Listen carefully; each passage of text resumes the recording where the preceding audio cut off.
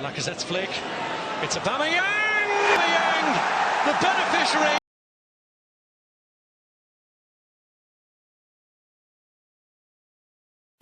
Alright, good evening again. This is the Military Guna. Now, thank you very much for liking and subscribing. Thank you for sharing my content. I'm very grateful for the support that I've gotten so far. But I want to say again, thank you very much for the effort that you've put in to tune into my content. Now, moving on to the Arsenal versus Olympiacos match. It was a very, very bad day in the office, but as you all know, that's how the game of football goes. Sometimes you win, sometimes you lose. Unfortunately, we lost, and at a very bad time. Now we're not unbeaten again. Throw away the unbeaten title for 2020, but we're still unbeaten in the league, but no problem. Anyways, not much to say about this match. It was a very lackadaisical performance, very slow, sloppy, and I'm not sure what the players were really thinking, but a very, very bad start in the game, and it just struggled right throughout the end of the match. But anyways, I can see where the heart and desire was there, but the performance was lacking. Now moving on to the player ratings from that game. Sad, Bernd Leno, I don't know what the hell he was doing the last 2 minutes of the game. Very, very poor in regards to decision making. Just boot the ball out for once. Please, just kick the ball into Rose's head. Please. He really did well in some shot-stopping efforts.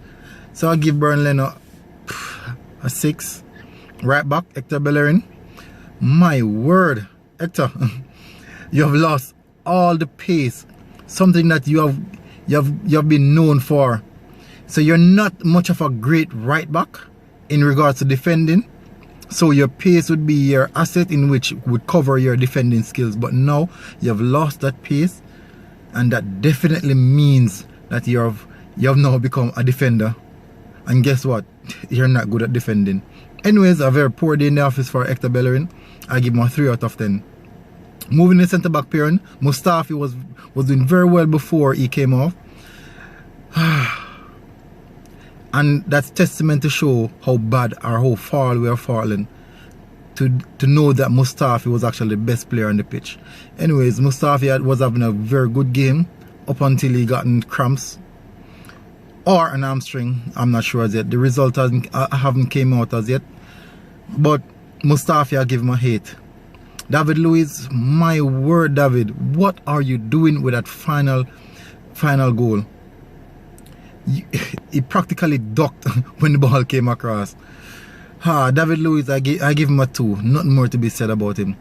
But Bukayo Saka, now this is a young man who's been excellent so far throughout the season, and I really believe that he's been now pushing over the edge and need to take some rest. He needs to rest. But I understand at the moment that we're short in the left back position, where substitution is concerned or replacement is concerned.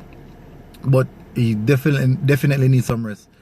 You can understand that the Olympiacos game plan was to shut down our attacking outlet, which was Saka, and they did very well on that. Anyways, he had a fairly good game. I'll give him a 5. Moving to the midfield pairing, Dani Ceballos. He had a very much a shocker. A very poor game from him. In the event, we realize that he keeps on giving those sloppy balls, sloppy passes away. And I'm not sure why those power. Why is he playing the ball so slow? He's knocking a 5-yard pass to Xhaka, and it's taking about 3 minutes for the pass to reach Granit Xhaka. Anyways, Dani Ceballos, I give you a 3.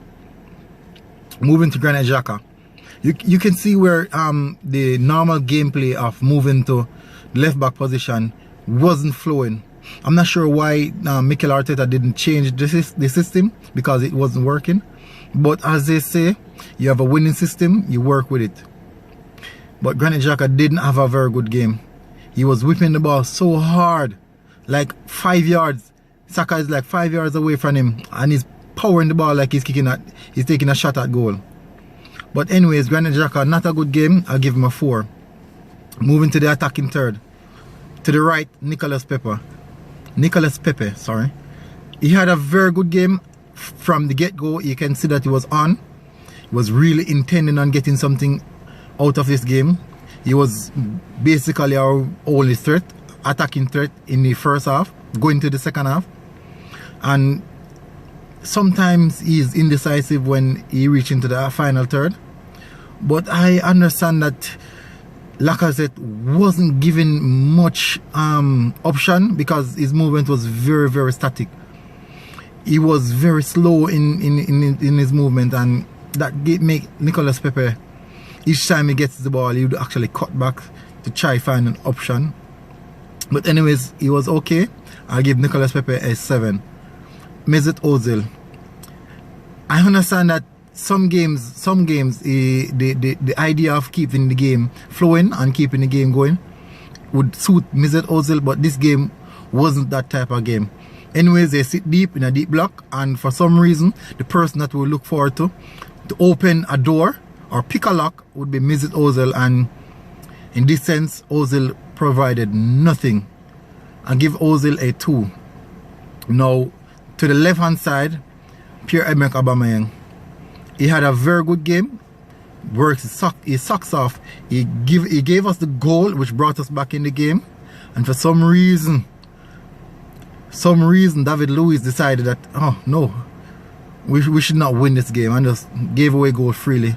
That was unacceptable by David Luiz. But anyways, Pierre-Emerick Aubameyang, he got one on the hand, but I'm not sure how he missed that one.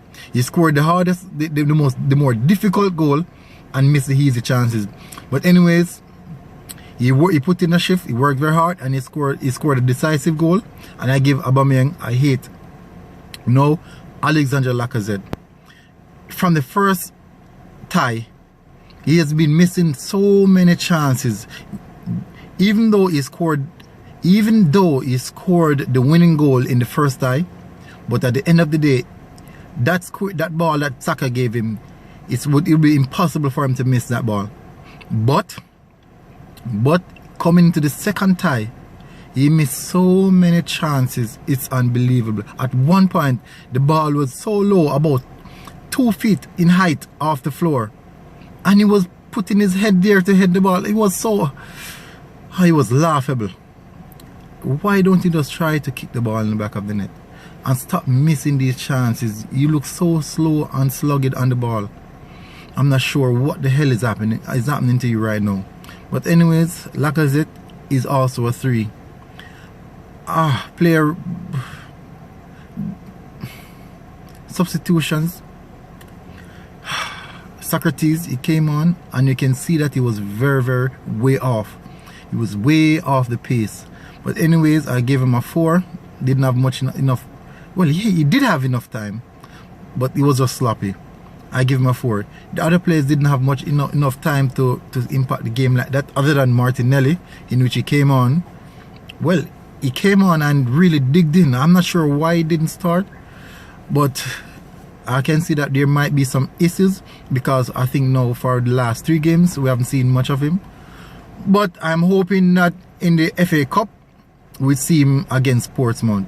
But anyways, that's it for my review of the Europa League game against Olympiacos. We're now out of Europe. I am hoping that this now will put the guys in good stead and get proper training and rest during the week to go full-fledged to get that Champions League spot throughout the league. Hoping that it works in our favor. But we see you again Monday, in which we play Portsmouth in the FA Cup tie. We hope we don't turn up with the same type of performance. Well, thank you very much for tuning in. I'm out.